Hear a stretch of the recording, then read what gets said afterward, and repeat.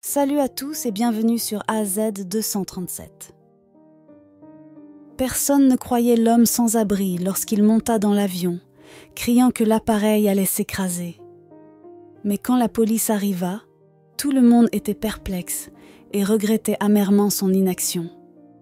C'était une nuit froide à Los Angeles. Le vent froid tranchait à travers les bâtiments et les rues, trouvant son chemin vers l'axe, où Joe, un homme sans domicile fixe, se blottissait dans son abri en carton. Il était habitué à l'aéroport car il recevait toujours de l'argent ou de la nourriture des passagers qui passaient, jour et nuit. Sans domicile, sans famille et sans argent, la vie de Joe était régie par le rythme de la rue. Cependant, il refusait de laisser l'adversité le transformer en un homme amer. Au contraire, il gardait un œil attentif et curieux sur le monde, comme si chaque jour était une occasion d'apprendre quelque chose de nouveau. Dans l'ombre de l'AX, au milieu des sons des avions décollant et atterrissant, l'homme sans abri cherchait un coin tranquille pour dormir cette nuit-là. La ville, avec ses milliers d'habitants, avait peu d'espace comme ça sans beaucoup de danger, avec la belle vue sur les avions décollant sous les étoiles, surtout pour quelqu'un dans sa situation. C'était le rêve de l'homme de voler un jour dans l'un de ces avions, un rêve qu'il savait ne jamais se réaliser. Dès qu'il trouva un endroit pour dormir et se couvrir de son carton, l'homme sans abri entendit des voix. Elles venaient d'une ruelle sombre près du parking de l'aéroport. Deux hommes, tous deux avec des postures tendues et des voix profondes, semblaient plongés dans une conversation importante. « Le vol est prévu pour 10 heures demain », dit l'un d'eux sur un ton étrange. « Et le sac à dos » demanda l'autre avec prudence. « Il est prêt. Il sera au bon endroit au bon moment ?» Joe, caché sous le carton, essaya d'écouter mieux. Il n'avait peut-être pas de richesse matérielle, mais il avait une curiosité insatiable. La conversation des hommes se poursuivit, et l'homme sans abri, malgré sa fatigue et sa faim, s'efforçait de saisir chaque mot. « Et le détonateur ?» demanda le premier homme. « Il est avec notre petit cadeau. Tout a été préparé selon le plan. » Quand l'avion atteindra la bonne altitude, la voix du second homme se perdit dans un rire étouffé et sinistre. Joe ressentit un frisson. Quelque chose n'allait pas. Mais la fatigue et la faim, ses ennemis constants, commencèrent à peser sur lui. Il ferma les yeux un instant, essayant de comprendre le sens de cette conversation. Mais le sommeil l'emporta. Les derniers mots qu'il entendit furent « Demain, tout sera différent. » Lorsque l'homme se réveilla, le soleil se levait. Il se leva lentement, étirant ses muscles fatigués. Le souvenir de la conversation de la nuit précédente lui revint. Cadeau, détonateur, la bonne altitude. Cela aurait-il pu être juste un rêve ? Un moment, Joe pensa à alerter quelqu'un. « Mais qui croirait un simple sans-abri ?» se dit-il. Le pauvre gars était invisible pour la plupart des gens. Et s'il se moquait de lui, ou pire, le chassait de l'aéroport ? C'était l'un des rares endroits où il pouvait trouver de la nourriture. Alors, l'homme sans abri décida de ne rien faire, du moins pour l'instant. Peut-être avait-il mal compris. Peut-être imaginait-il des choses. Après tout, que savait-il des sacs à dos et des détonateurs ? Et ainsi, avec un mélange de confusion et de peur, Joe commença sa journée, sans savoir que sa vie allait changer à jamais. Il alla faire ce qu'il faisait toujours, chercher quelque chose à manger et apaiser sa faim. Les premières heures du matin étaient un moment important où les boulangeries jetaient le pain de la veille et les premiers passagers pressés pouvaient offrir quelques pièces de monnaie. Cependant, l'homme sans abri errait dans les rues, son esprit encore bloqué sur la conversation étrange qu'il avait entendue la nuit précédente. Il essaya de penser à autre chose. Mais les mots résonnaient dans son esprit. Sac à dos, petit cadeau, détonateur, la bonne altitude. Il continua de penser à cela jusqu'à ce qu'il arrive à l'aéroport. L'endroit était déjà assez animé. Des gens en costume et cravate se dépêchèrent de monter et de descendre, des familles avec d'énormes valises, des enfants courant partout, tous avec des regards anxieux et pleins d'attente. Joe se sentait comme un poisson hors de l'eau au milieu de tout ce mouvement, mais il s'était habitué à être ignoré. En fait, cette invisibilité lui permettait d'observer le monde sans être remarqué, une sorte de super pouvoir. Et c'est alors que cela arriva. Immédiatement après avoir acheté un sandwich avec l'argent qu'il avait obtenu d'une âme bienveillante, il vit l'un des hommes de la nuit précédente. L'homme, maintenant vêtu de manière décontractée mais avec la même expression nerveuse sur le visage, se hâtait vers la salle de départ. Dans ses mains, il portait un sac à dos qui semblait très lourd. À cet instant, c'était comme si un interrupteur avait été actionné dans l'esprit de Joe, et les mots de la nuit dernière prenaient un nouveau sens. Le sac à dos contenait le petit cadeau, le détonateur. « Mon Dieu !» pensa-t-il, « il a une bombe dans ce sac à dos. » Joe commença à paniquer. Son corps devint froid et la peur s'installa. Son cœur battait sauvagement dans sa poitrine. Pourrait-ce être vrai? Et si cette conversation n'était pas juste une illusion dans sa tête? Et si ceux présents étaient réellement une bombe? Le vol est prévu pour 10 heures. Les mots de l'homme résonnaient dans sa tête. Il jeta un coup d'œil à la grande horloge sur le mur de l'aéroport. 9h30 du matin. Le temps semblait ralentir. Chaque seconde était une torture. L'homme sans abri regarda l'homme suspect s'éloigner, se fondant parmi les autres passagers, et sentit une vague de désespoir le submerger. Joe commença à transpirer froidement. La réalité de sa situation commençait à s'imposer. Lui, un homme n'ayant rien à perdre ni à gagner, était confronté à une situation qui pourrait coûter la vie de centaines de personnes s'il avait raison. Il était seul, sans personne pour l'aider ou le conseiller.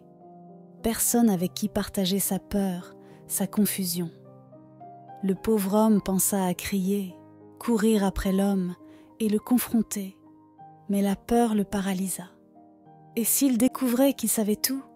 Et s'il décidait de le faire taire? Il n'était qu'un sans-abri. Qui le regretterait? Joe se trouva dans une impasse. Le désespoir commençait à s'installer dans son esprit.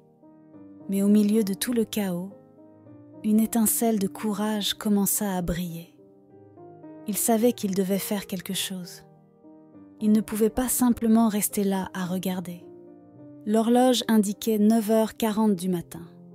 C'était une course contre la montre, et l'homme sans abri savait qu'il ne pouvait pas se permettre de perdre, même si cela signifiait qu'il pourrait être arrêté ou pire. Il remplit ce poumon d'air et cria de toutes ses forces alors qu'il se mettait à courir. « L'avion va s'écraser, il va s'écraser !» Les mots résonnèrent forts et clairs, se réverbérant à travers le salon de l'aéroport. Les gens autour s'arrêtèrent pour regarder, confus. L'agitation de l'aéroport ralentit un moment, comme si le temps s'était figé. Puis la confusion s'installa. Des cris résonnèrent dans l'endroit alors que les gens cherchaient un abri, courant dans des directions aléatoires, essayant de s'éloigner de l'homme qui semblait devenir fou. Joe ne se souciait pas des regards effrayés et confus. Il continua de crier, essayant d'avertir les gens du danger imminent. « Cet homme, je l'ai vu entrer. Quelqu'un doit l'arrêter. Ne décollez pas, l'avion va s'écraser », répétait-il incessamment. La sécurité de l'aéroport fut déclenchée et commença à courir vers lui. L'homme sans abri vit la détermination dans leurs yeux. Il n'avait pas l'intention d'écouter son plaidoyer, seulement de le faire taire. La panique le fit réagir. Le pauvre homme se mit à courir désespérément à travers le salon de l'aéroport, sa seule direction étant la porte de départ où il avait vu l'homme entrer. Il courut comme si sa vie en dépendait, et d'une certaine manière, la vie de beaucoup en dépendait réellement. Il sauta par-dessus les tourniquets avec une agilité qu'il ne se connaissait pas. Il entendit le son métallique alors que les agents de sécurité heurtaient les tourniquets essayant de suivre son rythme. Il courut à travers les couloirs, esquivant les chariots à bagages, sautant par-dessus les obstacles. Les annonces du haut-parleur se mélangeaient au cliquetis de ses bottes vacillantes sur le sol en marbre, au son de sa respiration haletante et aux cris des agents de sécurité derrière lui. Finalement, il arriva à la porte de départ. Sans hésitation, il passa devant les hôtesses de l'air, elles aussi confuses, pénétra sur la passerelle d'embarquement et finalement monta dans l'avion. L'intérieur était calme, un contraste saisissant avec le chaos qui se déroulait à l'extérieur. Les passagers le regardèrent avec étonnement. Joe continua de crier « Il va s'écraser, ne décollez pas, l'avion va s'écraser ». Une expression de peur commença à se répandre parmi les passagers alors que ces mots résonnaient à travers l'avion. « Il va s'écraser !» Les voix effrayées ne faisaient qu'augmenter. Une hôtesse de l'air s'approcha, une expression d'incrédulité sur son visage. « Monsieur, vous devez partir. C'est un vol commercial et vous n'êtes pas autorisé à... » Mais Joe l'interrompit. « Vous ne pouvez pas décoller. Il y a une bombe ici. Vous mourrez tous si l'avion décolle. » Ces cris silencièrent l'avion. Un enfant se mit à pleurer quelque part à l'arrière. Un homme se leva et cria « C'est une sorte de blague. » « Ce n'est pas une blague, répondit l'homme sans abri, les yeux vitreux de terreur. Il y a une bombe dans cet avion. J'ai vu un homme monter avec un sac à dos. S'il vous plaît, croyez-moi. Avant qu'il ne puisse dire plus, la sécurité le saisit, le traînant hors de l'avion. Joe continua de crier, sa voix s'estompant alors qu'il était emmené. « Ne décollez pas, ne décollez pas !» Et puis la porte de l'avion se ferma derrière lui, étouffant ce cri et laissant l'avion dans le silence. Une tension régnait dans l'appareil alors que les passagers se regardèrent les uns les autres, se demandant silencieusement si les mots de l'homme sans abri étaient vrais ou s'il n'était qu'un fou. Il venait de témoigner d'un homme étant traîné hors de l'avion, criant à propos d'une bombe. La tension dans l'air était palpable. La chef des hôtesses de l'air prit l'interphone. Sa voix tremblait légèrement alors qu'elle commençait à parler. « Mesdames et messieurs, nous nous excusons pour l'incident. Ce n'était qu'un malentendu. Veuillez rester calmes. Nous garantissons votre sécurité. Nous allons continuer avec le décollage sous peu. » La voix du pilote suivit, résonnant à travers l'avion. « Ici votre capitaine. Je voudrais réitérer que la situation est sous contrôle et que tout le monde est en sécurité à bord de l'avion. Nous apprécions votre patience. » Les passagers commencèrent à murmurer entre eux, essayant de donner un sens à ce qui venait de se passer. Les mots de l'homme sans abri les troublaient toujours, jusqu'à ce que quelqu'un se lève et crie « Le gars a dit qu'il y a une bombe à bord, que nous allons tous mourir si l'avion décolle. Et c'est tout ce que vous allez dire ? Personne ne va voir s'il y a vraiment une bombe ici ?» Malgré les tentatives des hôtesses de l'air et du pilote pour calmer les passagers, le doute s'installa. Les regards se tournèrent vers la porte d'embarquement et tout le monde se demandait s'il devrait descendre de l'avion, s'il devrait fuir. Pendant ce temps, Joe était détenu par la sécurité de l'aéroport. Ses cris s'étaient maintenant réduits à des gémissements inintelligibles alors que les agents de sécurité le tenaient fermement. « Tu n'es qu'un clochard ivre, tu dois être fou ou drogué, tu te rends compte à quel point tu es dans la merde là ?» dit l'un des agents de sécurité avec un sourire cruel sur son visage. Le pauvre homme pouvait sentir leur colère, leur mépris. Il ne le voyait que comme un perturbateur de la paix, pas comme quelqu'un qui essayait de sauver des vies. Il regarda l'avion, le souffle lourd, le cœur battant fort contre sa poitrine, puis il remarqua que l'avion n'avait pas encore décollé. Il était arrêté, avec les lumières allumées, et les gens étaient toujours à bord. Un sentiment de soulagement inonda l'esprit de Joe. « Ouf », réfléchit-il. Mais à l'intérieur, le doute persistait. Il avait raison, n'est-ce pas ? Les sirènes commencèrent à sonner plus près, et la police arriva. Ils saisirent Joe des mains des agents de sécurité et commencèrent à le traîner.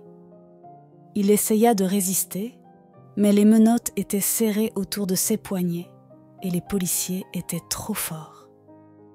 Le pauvre homme jeta un dernier regard à l'avion, le soulagement se mêlant à un sentiment de peur et d'incertitude.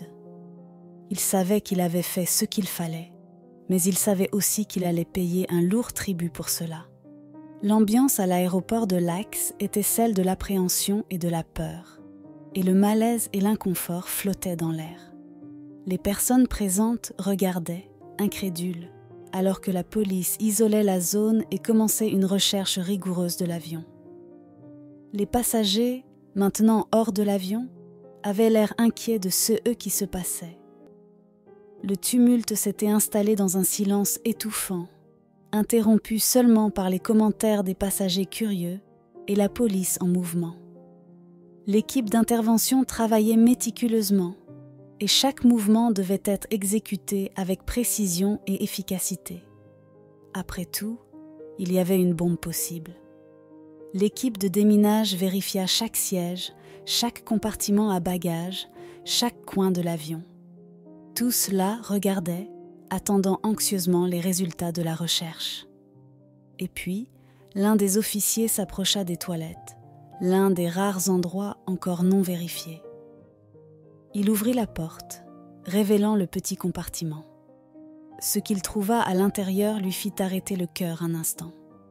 Derrière la cuvette des toilettes se trouvait un sac à dos qui n'appartenait définitivement à aucun des passagers. « Capitaine, nous avons trouvé quelque chose, dit-il dans son radio, essayant de rester calme. Le capitaine de l'équipe de recherche se précipita vers les toilettes de l'avion. Son regard tomba sur le sac à dos et pendant un moment, l'homme ressentit un frisson dans son dos. La nouvelle se répandit rapidement parmi les gens à l'aéroport. Les murmures se transformèrent en chuchotements effrayés. L'homme sans abri avait-il raison ? Y avait-il vraiment une bombe dans cet avion ? C'est alors qu'une hôtesse de l'air, encore secouée par l'incident, se souvint d'un détail qui jusqu'alors était passé inaperçu. Avant tout ce remue-ménage, un homme était entré dans l'avion. Au début, il pensait que c'était un passager. Il était allé aux toilettes, puis à son siège.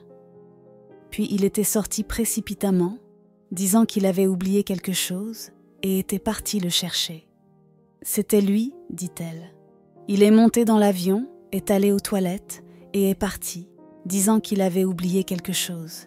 Il n'est jamais revenu. » Les pièces du puzzle commencèrent à s'assembler dans l'esprit des personnes présentes. L'homme qui était monté et descendu de l'avion, le sac à dos dans les toilettes, les avertissements de l'homme sans abri, tout était lié. Et oui, il y avait en fait une bombe dans cet avion. L'équipe anti-bombe confirma le détonateur à l'intérieur du sac à dos et grâce à l'action rapide et audacieuse d'un homme sans abri que tout le monde avait ignoré, une tragédie fut évitée. Il a sauvé la vie des 300 personnes à bord de l'avion. La nouvelle des actions courageuses de Joe se répandit dans la ville comme une tornade, transformant instantanément l'humble sans-abri en un héros local.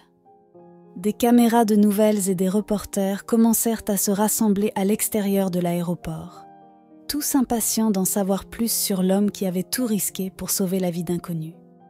La compagnie aéroportuaire, consciente de l'acte extraordinaire de l'homme sans abri, décida de lui offrir un emploi et une chance de recommencer sa vie. Initialement employé à l'entretien, il se distingua rapidement par son dévouement et sa diligence. C'est alors que la compagnie offrit à Joe l'opportunité de réaliser un vieux rêve, voler. « Que dirais-tu d'être steward, Joe ?» demanda le directeur de la compagnie aérienne, le surprenant avec l'offre. Joe pouvait à peine y croire. Lui, qui avait toujours regardé les avions avec un mélange d'admiration et une pointe d'envie, avait maintenant l'opportunité d'être à l'intérieur de l'un d'eux. La compagnie finança sa formation, lui fournissant toutes les ressources nécessaires pour réaliser son rêve. L'ancien homme sans abri étudia et suivit toutes les sessions de formation avec un enthousiasme contagieux. Lorsqu'il porta l'uniforme d'hôtesse de l'air pour la première fois, Joe pouvait à peine retenir ses larmes. Il se regarda dans le miroir et vit le reflet d'un homme transformé, un spectacle qui réchauffa son cœur et ceux de ses collègues. Il n'était pas seulement un héros, mais aussi un steward. Une nouvelle vie commençait pour Joe, un monde d'aventure qu'il n'aurait jamais imaginé pouvoir atteindre. Son premier voyage fut marqué par l'émotion. Il se sentait encore un peu maladroit dans son uniforme et un peu peur des hauteurs. Mais le sourire sur son visage et la joie évidente dans ses yeux captivèrent tout le monde dans l'avion. Les passagers applaudirent lorsque la nouvelle se répandit dans tout le vol qu'il était le héros de l'aéroport de LAX. Joe, maintenant avec un but, était passé de sans-abri à steward. Chaque avion qu'il voyait, chaque vol auquel il participait, lui rappelait comment il avait réussi à changer son destin. Comment même au milieu de l'adversité, il avait réussi à faire la différence et à sauver tant de vies. Quelle est votre opinion au sujet de cette histoire? Dites-le nous dans les commentaires. Merci d'avoir regardé la vidéo. Surtout, n'oubliez pas de cliquer sur le bouton j'aime et partager autour de vous. À très bientôt sur AZ237.